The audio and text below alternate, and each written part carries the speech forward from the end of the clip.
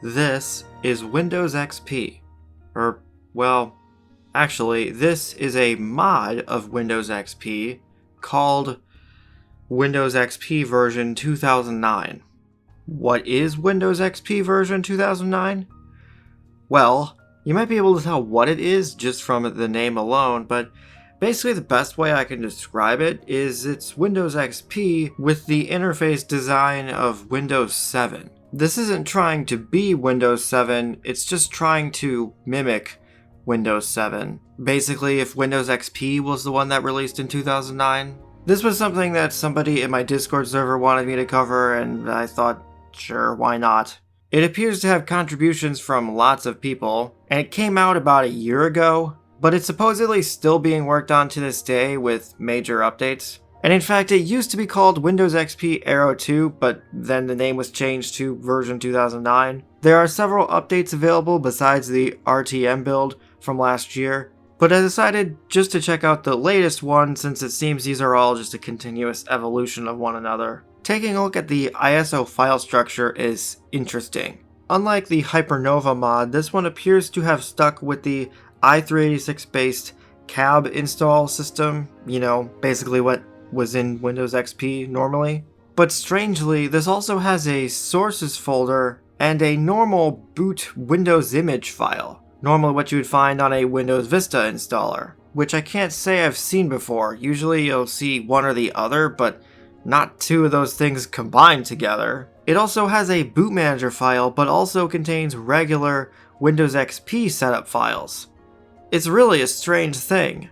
I suppose it's worth mentioning that despite its looks, this is Windows XP, so it should be installed on something with Windows XP drivers. And today, that victim is going to be this HP Media Center computer from late 2006, mostly because I already had it out. You'll probably be seeing more of this computer soon, I hope, so I'm not going to talk too much about it now, but basically, this is a Core 2 Duo computer with a GeForce 7300 graphics card, and also plenty of RAM. Basically, this is a pretty overkill Windows XP computer, but it should work. I did try booting this off of a USB drive. Rufus actually did accept it, and it was able to write to the drive. And because of those newer Windows setup files, it initially has the Windows Vista setup launcher, but then when you actually start booting it, it goes into the Windows XP text-based setup launcher, which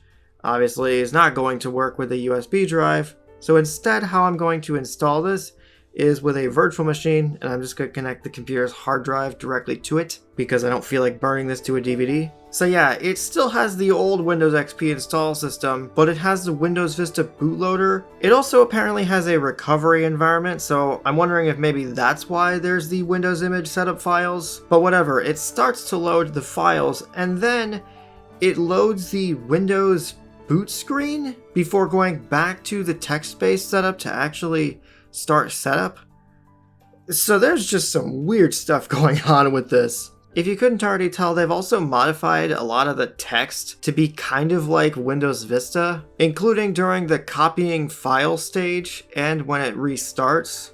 They're also pretty much using the Windows Vista boot screen just with an actual logo on it. But anyway, when the next part of setup loads, you can see the theme is different, but the actual setup process and even the positioning of the interface elements themselves, that's all the same as XP. In fact, the only real quirk or difference from normal Windows XP is that this one prompts for the EULA before setup can actually continue.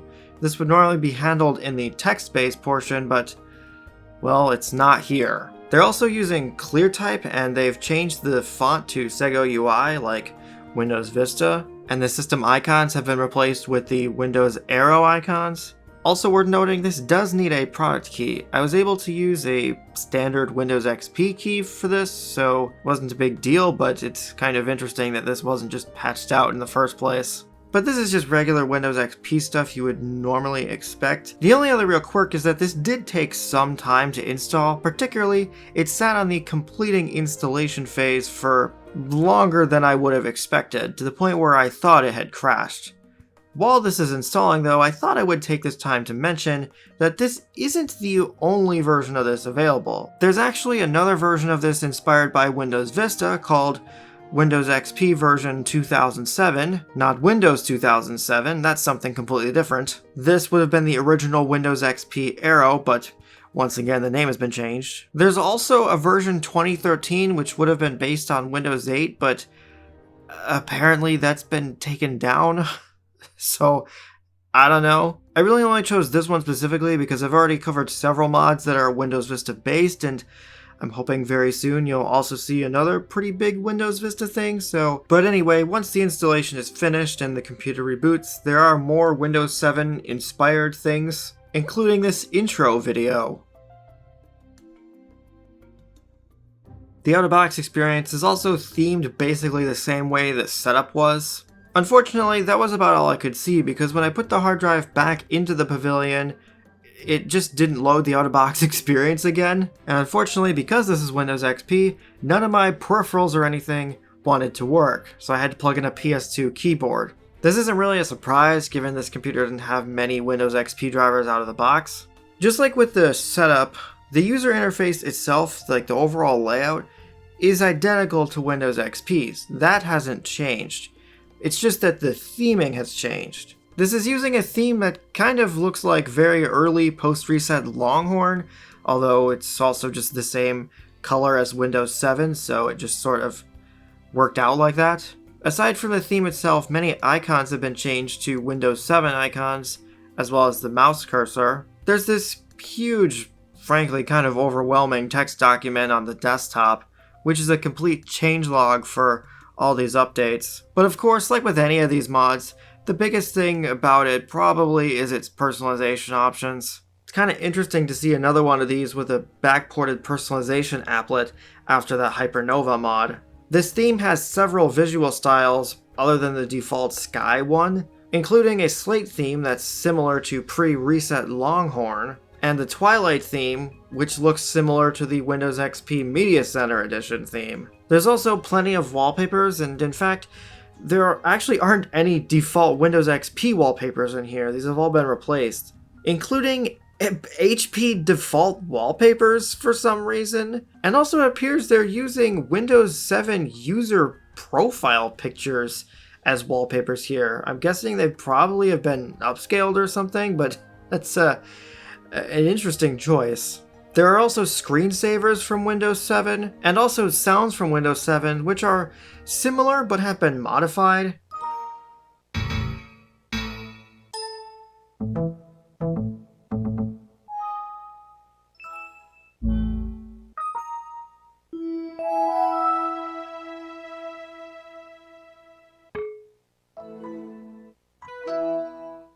And there's also the other sound schemes from Windows 7, which, just like the default one, I believe have also been modified too, and even themes that are Windows 7 inspired. Aside from the personalization stuff itself, the whole control panel has been themed too. There's been a lot of links and other applets ported to this to sort of give it a Windows Vista look, including the Getting Started applet.